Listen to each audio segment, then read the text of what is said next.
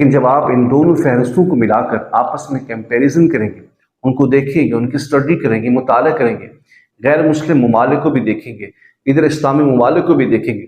تو جو غیر مسلم ممالک ہیں وہاں پر آپ کو نفرت نہیں ملے گی،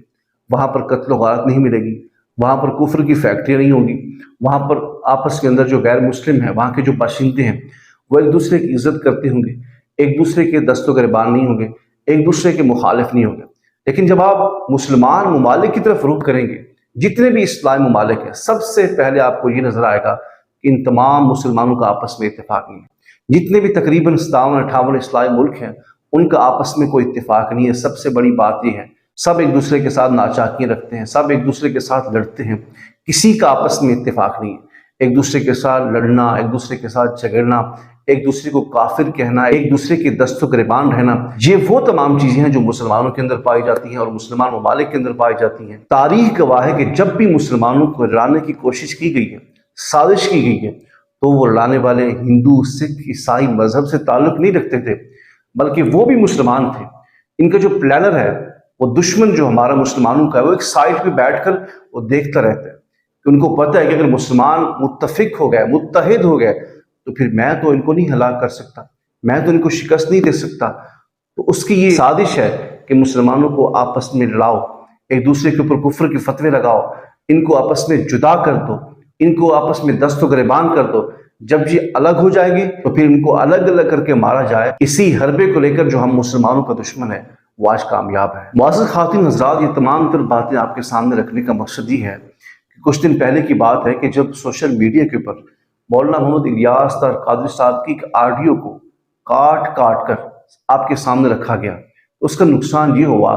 کہ دعوت اسلامی کی طرف سے کچھ لوگ تھے اور ادھر سے تحریک لبیک پاکستان کے لوگ تھے، وہ آپس میں ایک دوسرے کو گالیاں دے رہے تھے، وہ آپس میں ایک دوسرے کے اوپر جو ہے وہ زبان درازی کر رہے تھے، وہ آپس میں ایک دوسرے کے دشمن بنے ہوئے تھے۔ میں یہی آپ کے سامنے عرض کرنا چاہتا ہوں کہ وہ شخص سب سے بڑا مجرم ہے جس نے یہ حرکت کی ہے کہ مولانا محمد الیاس قادری صاحب کی بات کو کاٹ کاٹ کر جب اس نے سوشل میڈیا کے سامنے رکھی۔ اس کی سب سے بڑی وجہ پتہ کیا تھی؟ اس کی سب سے بڑی وجہ مولانا محمد سعد حسین رضوی صاحب کا بیان تھا،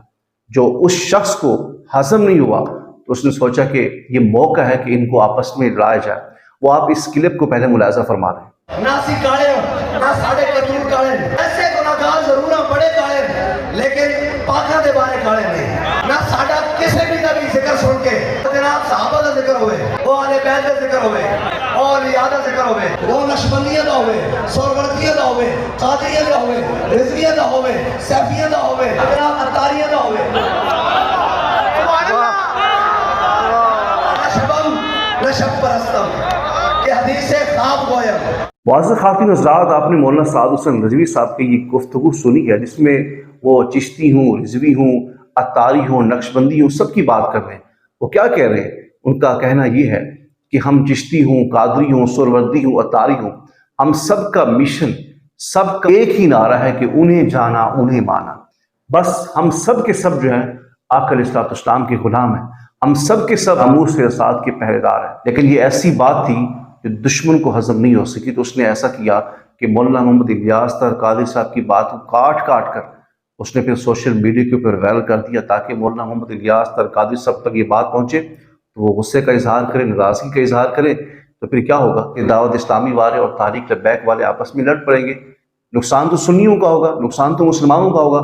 وہ بیٹھ کر دشمن جو ہے وہ دیکھتا رہے گا کہ دیکھو سنی مسلمان آپس میں لڑ رہے ہیں۔ یہی سب سے بڑی چال ہے دشمن کی جس میں وہ کامیاب ہے، اور ہم آپس میں لڑے ہوئے۔ یاد رکھیں، دعوت اسلامی والے ہوں یا پھر تحریک لبیک والے ہوں، یہ دونوں ایک سمندر سے نکلنے والے دو دریا ہیں۔ ان دونوں کا مقصد آقا علیہ الصلوۃ والسلام کی ناموس کی حفاظت کرنی ہے۔ دعوت اسلامی والے ہوں کہ دیکھیں دنیا بھر کے اندر دین کا کام کر رہے ہیں، دنیا بھر کے اندر مولانا محمد الیاس قادری صاحب آقا علیہ الصلوۃ والسلام کی سنتوں کو عام کر رہے ہیں، آقا علیہ الصلوۃ والسلام کے مشن کو عام کر رہے ہیں، مدارس کی صورت میں، مساجد کی صورت میں، اسلامک سینٹر کی صورت میں غیر مسلم کلمہ پڑھ کر دین اسلام کے اندر داخل ہو رہے ہیں۔ ایک یہ صورت ہے کہ دعوت اسلامی والے مدارس کے اندر بیٹھ کر دین کی خدمت کر رہے ہیں، اور دوسری صورت یہ ہے کہ تحریک لبیک والے سیاست میں آ کر دین کی خدمت کر رہے ہیں۔ وہ بھی آقا علیہ الصلوۃ والسلام کی ناموس کی حفاظت کر رہے ہیں، آقا علیہ الصلوۃ والسلام کا دین پھیلا رہے ہیں، اور یہ بھی آقا علیہ الصلوۃ والسلام کا دین پھیلا رہے ہیں، یہ بھی آقا علیہ الصلوۃ والسلام کی ناموس کی حفاظت کر رہے ہیں، تو فرق اتنا ہوا، فرق صرف یہ ہے کہ وہ بیٹھ کر کام کر رہے ہیں اور یہ سیاست میں آ کے کام کر رہے ہیں۔ تو دشمن کو یہ بات ہضم نہیں ہو رہی، وہ اس موقع کی تلاش کے اندر ہے کہ دونوں کو آپس میں لڑایا جائے۔ اور میں یقین سے کہتا ہوں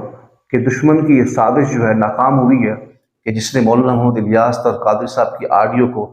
کاٹ کر دنیا کے سامنے پیش کرنے کی کوشش کی، مسلمانوں کو لانے کی کوشش کی، تحریک لبیک اور دعوت اسلامی کو لانے کی کوشش کی۔ انشاءاللہ تعالی انشاءاللہ تعالی حضور کے صدقے جلد میں اس شخص کے بارے میں بھی خبر لے کر آپ کی خدمت حاضر کروں گا کہ وہ شخص کون تھا کہ جس نے اتنی بڑی سازش کی ہے، اتنا بڑا جرم کیا ہے کہ وہ سنیوں کو مسلمانوں کو آپس میں لانے کی کوشش کر رہا تھا۔ انشاءاللہ جلد اس کا پردہ فاش ہوگا، وہ آپ کے سامنے لے کر میں آپ کی خدمت میں حاضر ہوں گا انشاءاللہ۔